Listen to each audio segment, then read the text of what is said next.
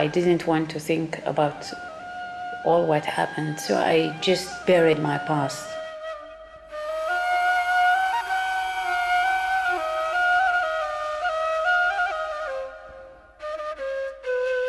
There were 38,000 Jews living in the northern part of Libya at the time. Today, there are none left, Mafdal had. The community is totally extinct.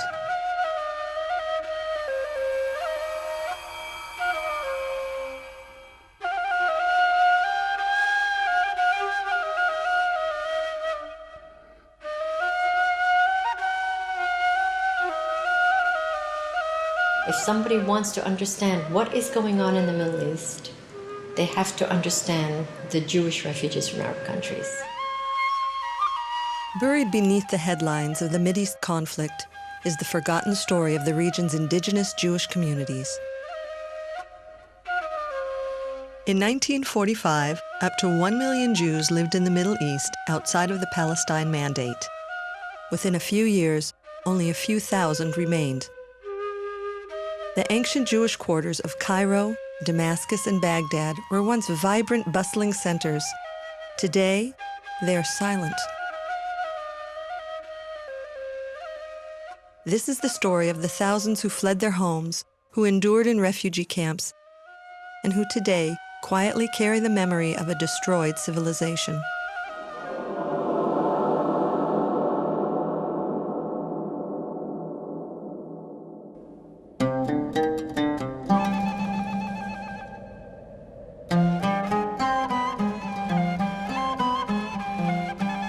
I was in Los Angeles on a business trip. I was in a hotel. There was a young lady in her mid-20s, and I could tell from her name and from her looks that she was Egyptian.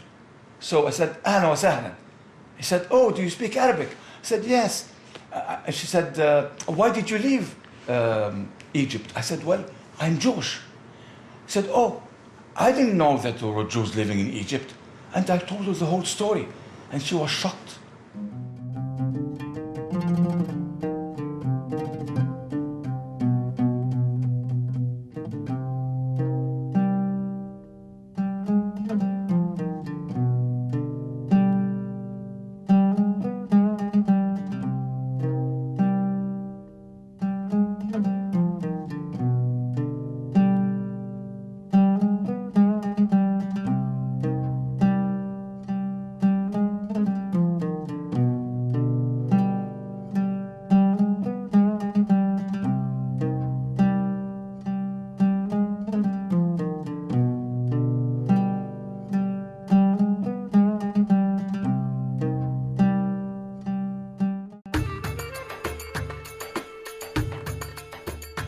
Everybody already thinks of Jews as white Europeans. Not all Jews are European. Lulwa Khazoum is the founder of the Jewish Multicultural Project and editor of The Flying Camel, an anthology of writing by Middle Eastern Jewish women. Her father is a refugee from Baghdad. When I sing traditional Middle Eastern and North African Jewish music, people will often say to me, "It sounds Arabic." And I say to them, you know, we're not called cousins for no reason. What is Middle Eastern North African has come to be known as Arab.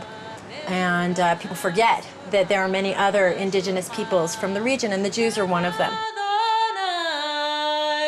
In the year 586 BCE, Babylonian armies destroyed Solomon's temple in Jerusalem and exiled the Jews of Judea to Babylon, modern-day Iraq. There was a short period in Jewish history where the Jews who were expelled from Palestine by the Babylonia were or had to be exiled to Babylon. So many, some hundreds of thousands of them, nobody knows exactly, had to go there. My family is among the Jews who stayed on that land for the next 2,600 years until around 1950. Jews who stayed in the region are known as Mizrahim, which in Hebrew means Easterners. They either stayed on that land of Babylon, as my family did, or they migrated to lands throughout the region, whether it was Iran, whether it was Syria, Lebanon, Morocco, Tunisia, Algeria, and so on, the entire region. The Babylonian Jewish Heritage Center near Tel Aviv is a museum established in Israel by Iraqi Jews to commemorate the achievements and destruction of their ancient community. Now we are in synagogue, which is the very ancient synagogue in Baghdad. And this is part of the museum, which is in the center. It's a very successful museum of the exile. Mordechai Ben Porat is the museum's founder. Born in Iraq, Ben Porat walked to Jerusalem by foot in 1945. A few years later, he was intimately involved in orchestrating the exit of 120,000 Iraqi Jews. Ben Porat's museum celebrates the accomplishments of the ancient Babylonian rabbis who wrote the Talmud, a collection of Jewish law that shapes Jewish life to this day. The name of one of those ancient rabbis is enshrined today on college campuses all across America, where Jewish student centers are called Hillel, after a rabbi who lived 2,000 years ago in what is today Iraq. The Jews were about 2,600 years in Iraq, and when they came to Iraq, they came before the Arabs, before the Muslims, of course.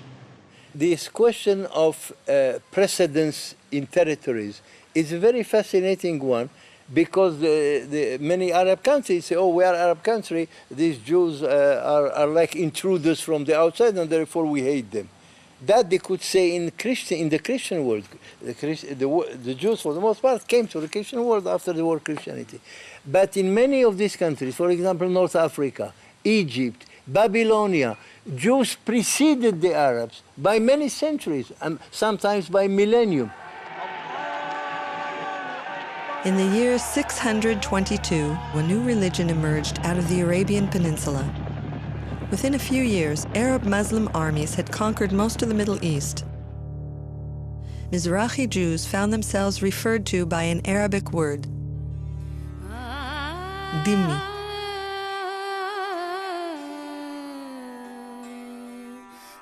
A dhimmi or a dhamma, depending on the pronunciation, is a tolerated people. It's the people of the book, Christians and Jews, people who worship, practice the Bible. And according to Islam, this is a group that's supposed to be protected. What that means is, as Islam conquered the entire Middle East, North African region and killed people in the name of Islam if they would not convert, the Jews and Christians would be spared their lives. However, they always had to be both physically and metaphorically inferior. For example, a Jew could not ride a horse, because then his head would be higher than that of a Muslim. Jews could not build a synagogue higher than a mosque. All houses in Yemen, all houses in Yemen, I mean the Jewish houses, must be lower, far lower than the Muslims. If, God forbid, one of the houses is a little bit higher than the of the Muslims, it will be pulled down. You see, the dhimma, as I said, is juridical. It's very precise, but it has also economic, political, and social repercussions. And there are many of them. One, for example, the Jews and the Christians, by the way, had to wear special items of clothes in order to differentiate themselves. For example, the yellow patch. That's not a Nazi invention. It was invented back in the 8th century, and the Jews and the Christians were forced to wear it. The Jews and the Christians could not ride the horse, because horse is a noble animal. Only Muslim can. Jews and Christians had to ride the donkey or to walk on foot. And Jews and Christians could not build any house of prayer, new one. And even if they wanted to refurbish the old ones, they had to have a special permission. And even when they got permission, it could not be higher than